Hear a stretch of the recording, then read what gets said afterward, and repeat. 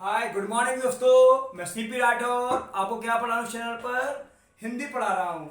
हम पढ़ रहे हैं 12th की हिंदी का पद्यखंड। पद्यखंड में क्या पढ़ रहे हैं हम? पाठ 4 का नाम क्या है? शीर्षक क्या था इसका? क्या शीर्षक था? नीति काव्य। क्या शीर्षक था? नीति काव्य। नीति काव्य में कितने कवि थे? 2। एक थे कबीर। कबीर ने क्या लिखा? बीजक।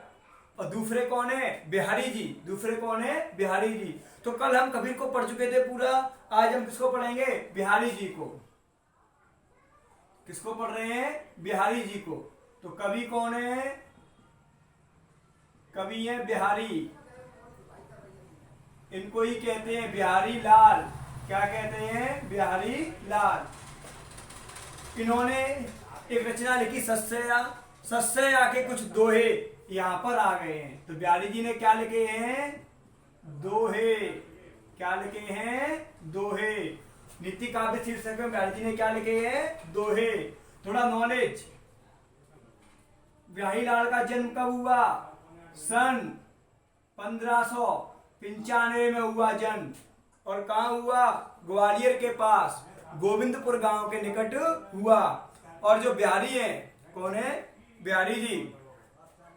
इनके पिताजी केशव राय ग्वालियर छोड़ के ओरछा चले गए। और ओरछा में कविवर बिहारी लाल ने केशव दास जी से क्या ली? केशव दास जी से उन्होंने क्या ली? काव्य शिक्षा ग्रहण की। एक प्रश्न आ जाए, बिहारी लाल ने काव्य शिक्षा किससे ग्रहण की है? केशव दास से ग्रहण की है। ये एक दरबारी कवि थे और इन्होंने दरबार में क्या लिखा? सतसया। क्या लिखा? सतसया। तो आ जाए, बिहारी जी की रचना कौन सी है? सतसया, जिसमें 713 दोहे हैं। वो रचना किसकी है? बिहारी की। इसे क्या कहते हैं लोग? बिहारी सतसया कहते हैं। बिहारी जी ने अपने दोहों में 2 पंक्तियों में बहुत कुछ कह दिया है, इसीलिए इन्हें कहा जाता है गागर में सागर भरने वाला कवि। कौन है? बिहारी। कौन है? बिहारी लाल। और एक नायिका के सजने संवरने का वर्णन बिहारी जी के पदों में मिलता है। इसीलिए एक प्रश्न आ जाए, नायिका की नाखून से लेके चोटी तक की सजावट का वर्णन किसके पदों में मिलता है? बिहारी जी के पदों में मिलता है। बिहारी जी के दोहों में मिलता है। बिहारी। एक प्रश्न आ जाए तो श्रृंगार रस का सम्राट बिहारी जी को ही कहते हैं। अब आए सफैया के लेखक हैं बिहारी लाल। तो बिहारी लाल ने कुछ दोहे लिखे और वह दोहे हमारे पाठ में आ गए हैं। एक दुआ लिखा इन्होंने, समय समय सुंदर समय रूप कुरूप ना कोय, मन की रुचि जेत जिते तिनते ती रुचि हो। बिहारी जी कह रहे हैं समय समय सुंदर समय। समय के अनुसार सभी वस्तुएं सुंदर हैं, कोई भी वस्तु कुरूप नहीं है। मन की रुचि जिन वस्तुओं में होती है वह वस्तुएं हमें सुंदर लगती हैं, जिनमें नहीं होती वह कुरूप लगती हैं। अर्थात मन के अनुसार वस्तुएं सुंदर या कुरूप होती हैं। एक लिखा इन्होंने, मरतु प्यास पिंजरा पर्यो सुआदिनने के फेर, आदत दे दे बोलियत बायस बली की बेर। कबीरदास जी बिहारी जी कह रहे हैं कि दिनों का बड़ा फेर है। मर्द प्यास पिंजरा पर्यो, आज पिंजरा में सुआ भूखा प्यासा है और देखो दिनों का फेर, कनागत पच्च आ गया। तो बायस कहती है कोया को। तो आज कनागत पच्च आ गया तो कोए के लिए पातर परसी गई है, उसे सम्मान से बुलाया जा रहा है। और जो सुआ है राम नाम जपता है वह आज प्यासा है और पिंजरे में कैद है। एक उन्होंने लिखा बहुत अच्छा, इसका अर्थ करने के लिए आ जाता है, बड़े नहूजे गुण नवीन बिरद बड़ाई पाय, कहत धतुरो सो कनक गनो नगाड़ो जाए। बिहारी जी कह रहे हैं बड़े ना हुए गुणन बिना गुणों के महान नहीं बन सकते और यश को भी प्राप्त नहीं कर सकते। जिस प्रकार कनक स्वर्ण और धतूरे को कहा जाता है, लेकिन धतूरा कहे कि मुझे कनक यानी स्वर्ण की उपाधि प्राप्त है, तो सत्यता तो यह है जो गुण स्वर्ण में है यानी कनक स्वर्ण में है वह गुण धतूरे में नहीं। फिर ये स्वर्ण से जैसे आभूषण बनाए जा सकते हैं वैसे धतूरे से नहीं बनाए जा सकते।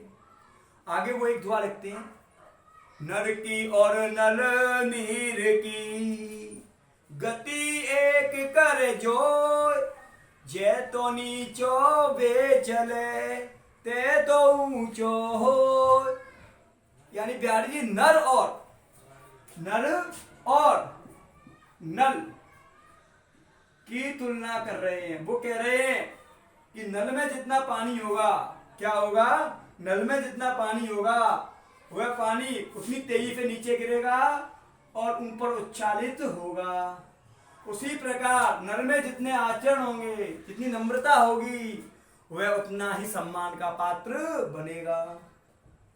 आगे लिखते हैं वह, सोअत संग समान सो या कहें सब लोग, पीक पान हो टुन बने काजर ने नुन जोग।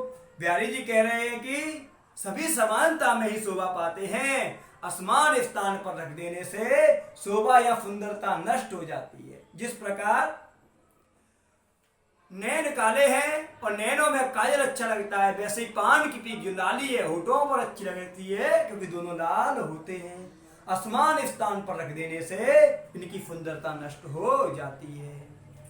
आगे लिखा, को कह सके बड़े निसो, लख करे बड़ी ये भूल, दीन दही गुलाब की उन डारिन वे फूल।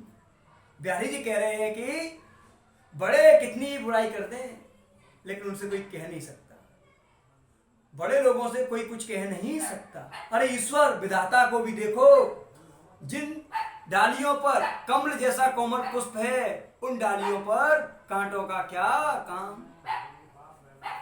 आगे लिखा, बढ़त बढ़त संपत्ति सलिलू मन सरोज बढ़ जाए, घटत घटत सोना फिर घटे बरू समिल कुमिलाए।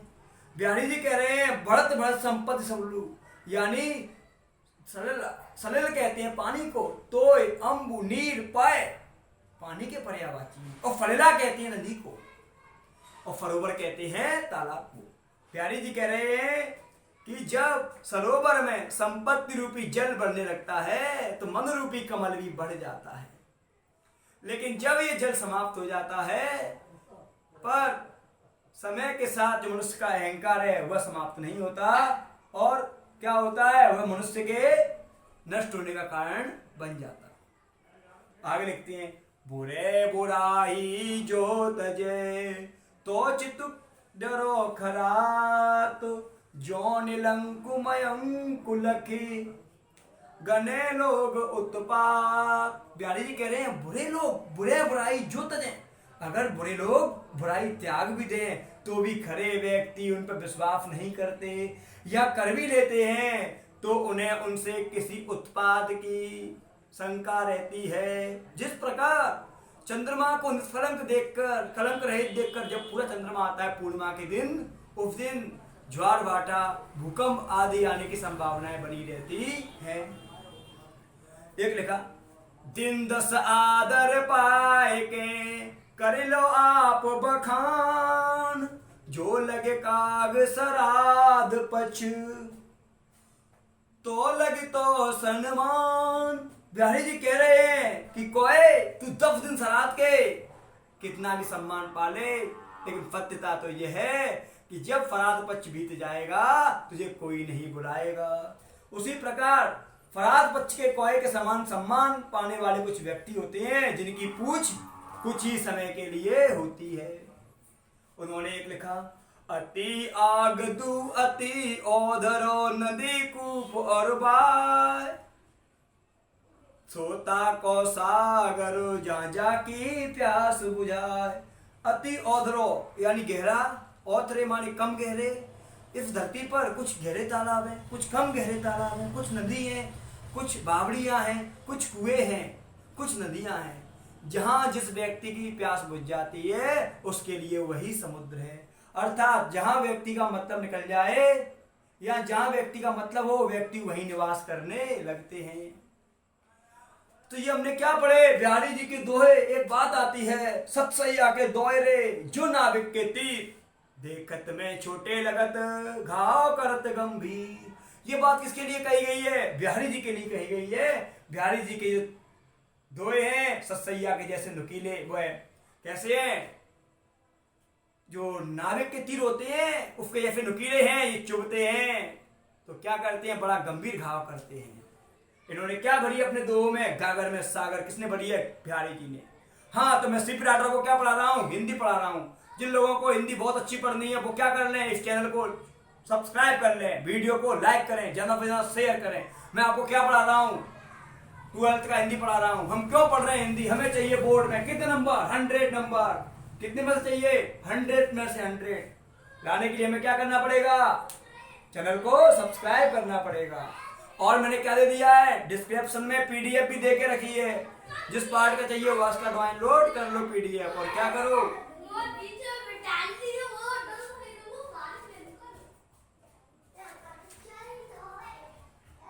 अब प्रश्न आया कुछ अति लघुत्तरी प्रश्न कि बुरे आदमी द्वारा बुराई त्याग देने पर खरे व्यक्तियों पर क्या प्रभाव पड़ता है। तो बुरे आदमी अगर बुराई का त्याग भी कर दें तो खरे लोगों को उस पर वही आशंका रहती है जो आशंका निष्कलंक चंद्रमा को देखकर बनी रहती है।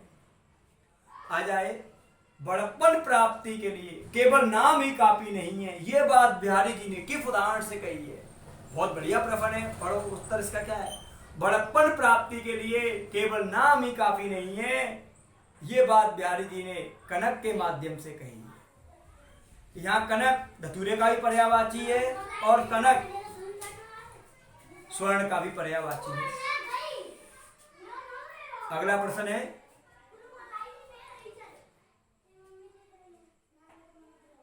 एक ही वस्तु किसी को सुंदर और किसी को कुरूप क्यों नजर आती है। बहुत बढ़िया प्रश्न है, इस साल बोर्ड में आने की संभावना है, ये प्रश्न है। तो एक ही वस्तु किसी को सुंदर और किसी को कुरूप क्यों नजर आती, बिहारी जी ने क्या कहा था, समय समय सुंदर सबे रूप कुरूप ना कोई। यानी बिहारी जी कह रहे हैं समय के अनुसार सब कुछ अच्छा लगता है, समय के अनुसार सब कुछ अच्छा लगता है, अर्थात सभी वस्तुएं सुंदर हैं, कोई भी वस्तु सुंदर या कुरूप नहीं है। लेकिन हमारे मन की रुचि जिन वस्तुओं में होती है वो तो सुंदर नजर आती है, जिनमें नहीं होती वह से कुरूप दिखती है। अर्थात मन की रुचि वस्तुओं को सुंदर या कुरूप बनाती है। अगला प्रश्न आ जाए, संपत्ति रूपी जल के निरंतर बढ़ने से मनुष्य पर क्या प्रभाव पड़ता है। तो ये कबीरदास जी का है कि संपत्ति रूपी जल के निरंतर बढ़ने से मनुष्य पर वही प्रभाव पड़ता है जो नाव में जल बढ़ने पर नाव में बढ़ जाता है। अर्थात जल नाव को ले डूबता है, संपत्ति रूपी जल घर को ले डूबता है। आ जाए, छड़े का आदर प्राप्त कर आत्म प्रशंसक व्यक्तियों का अंत कैसा होता है, यह दशा कैसी होती है। तो छड़े का आदर प्राप्त करने वाले व्यक्तियों की पूछ श्राद्ध पक्ष के कोए के समान होती है। अर्थात श्राद्ध पक्ष में कोए को सम्मान पूर्वक बुलाया जाता है, फिर उसे कर्कश या पावन कहते हैं। इसी प्रकार कुछ लोगों की पूछ कुछ समय तक ही होती है। अब आ जाए दीर्घ उत्तरी प्रश्न, बहुत बढ़िया प्रश्न है, लास्ट प्रश्न है।